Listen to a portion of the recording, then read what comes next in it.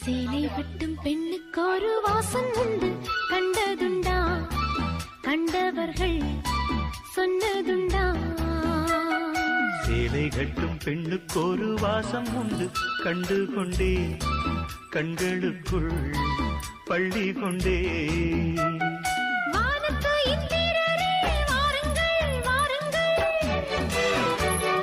பெண்ணுக்குள் என்ன இன்பம் கூறுங்கள் கூறுங்கள். இதுவோ இதமோ சுகமோ உலகத்தில் இல்லை, இவளின் குணமோ மனமோ மலருக்குள் இல்லை. சேலை கட்டும் பெண்ணுக்கு ஒரு வாசம் உண்டு,